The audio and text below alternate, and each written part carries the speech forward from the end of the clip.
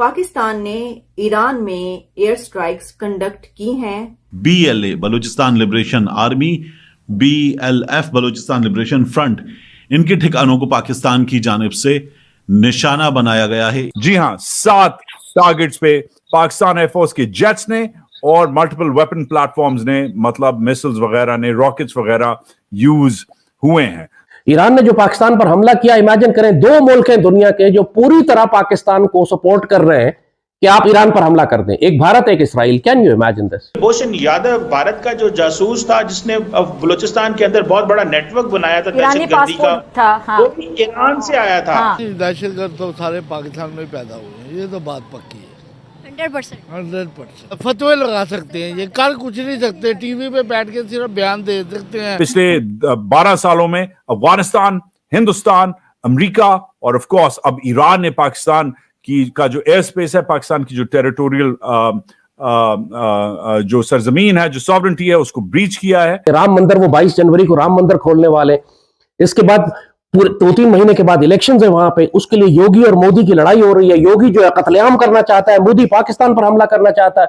वो पाकिस्तान और आजाद कश्मीर पे हमला करने के लिए पूरी मिलिट्री तैयारी कर चुके हैं, किसी लम्हे दाखिल हो सकते हैं। हालांकि इंडिया की बात ईरान भी मानेगा और पाकिस्तान मानेगा ही नहीं मानेगा, ये सोचने की बात है। इंडिया की बात ईरान मानेगा, लेकिन पाकिस्तान तो मतलब ट्रेड करने को तैयार नहीं। मुसलमान को मारने पे आ गया आज।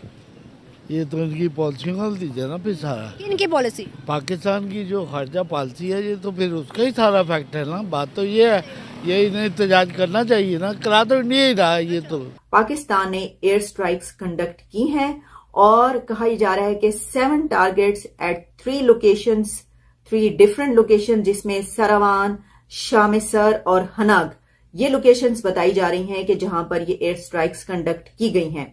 और इसमें कुछ नक्शे भी सामने आ रहे हैं जिसमें बताया जा रहा है, और एक प्रेस रिलीज भी सामने आ रही है। इसमें बताया ये गया है कि ये जो ऑपरेशन है, ये मार्ग बार सरमाचार, ये इसका नाम सामने आ रहा है। और इसमें बताया गया है कि दिस मॉर्निंग पाकिस्तान जो है उसने ये स्ट्राइक्स कंडक्ट की हैं, जिसके अंदर सिर्फ उन कैंप्स को निशाना बनाया गया है कि जहां पर BLF और BLA के लोग थे।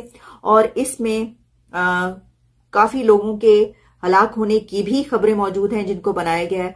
और साथ ही फिर ये भी है कि इसमें कहा गया है कि सेवरल ईयर से एंगेजमेंट्स ईरान से जारी थी, जिसमें पाकिस्तान ईरान से ये कह रहा था कि उसे सीरियस कंसर्न्स हैं कि वहां पर ऐसे हेवंस, यानी कि जो दहशतगर्द हैं वहां पर मौजूद हैं, उनकी पनाहगाहें मौजूद हैं और उनको जो है वो वहां पर बहुत आसानी के साथ रहते हैं, उनको वहां पर सहूलियात दी जाती हैं और वो फिर उसके बाद वहां से पाकिस्तान के अंदर दहशतगर्दी करते हैं। ये वो ग्रुप्स हैं जिनको पाकिस्तान के अंदर सेपरेटिस्ट ग्रुप्स, यानी कि अलहदगी पसंद ग्रुप कहा जाता है, बागी भी कहा जाता है। इसके अलावा इनको, यानी बलूचिस्तान लिबरेशन फ्रंट और बलूचिस्तान लिबरेशन आर्मी को दहशतगर्द भी कहा जाता है। उनके साथ कई लोकेशंस पर पाकिस्तान के अंदर लड़ाई भी जारी रहती है, लेकिन फिर उनको कौमी धारे में भी लाया जाता है। कई ऐसे हमने देखे कि जिसमें ये कहा गया कि जनाब अब इनसे बातचीत हो रही है, कौमी धारे में लाया जा रहा है, वगैरह वगैरह, ये सब चलता रहता है, आप जानते हैं।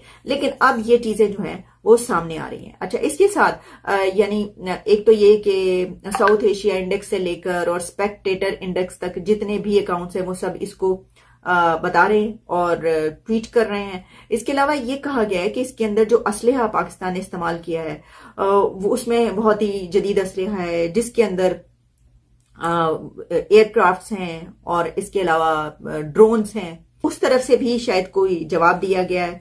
तो क्या ये लड़ाई फेस टू फेस हुई है, ये कैसी थी लड़ाई, और इसमें ये कहा गया है कि जो कुछ जेट्स हैं उनको नुकसान पहुंचाइए। और इसीलिए आप पाकिस्तानी रियासत को फैसला करने दें कि वो ईरान के साथ किस तरह मामला करता है। ये प्रेशर ना बिल्ड करें कि जंग शुरू करवा दो फौरन इसी वक्त पाकिस्तान, क्योंकि हमें कोई, इस वक्त इंडिया में इलेक्शंस आने वाले हैं, हमें अच्छी तरह मालूम है किसी भी वक्त इंडिया के अंदर एक फॉल्स फ्लैग करके राम मंदिर, वो 22 जनवरी को राम मंदिर खोलने वाले, इसके बाद पूरे 2-3 महीने के बाद इलेक्शंस है वहां पे, उसके लिए योगी और मोदी की लड़ाई हो रही है। योगी जो है कत्लेआम करना चाहता है, मोदी पाकिस्तान पर हमला करना चाहता है। वो पाकिस्तान और आजाद कश्मीर पे हमला करने के लिए पूरी मिलिट्री तैयारी कर चुके हैं, किसी लम्हे दाखिल हो सकते हैं। पाकिस्तान को मालूम है ये बात, रेड अलर्ट है पाकिस्तान में इस हवाले से कि इंडिया इलेक्शन से पहले कोई फॉल्स फ्लैग करके एडवेंचर करेगा।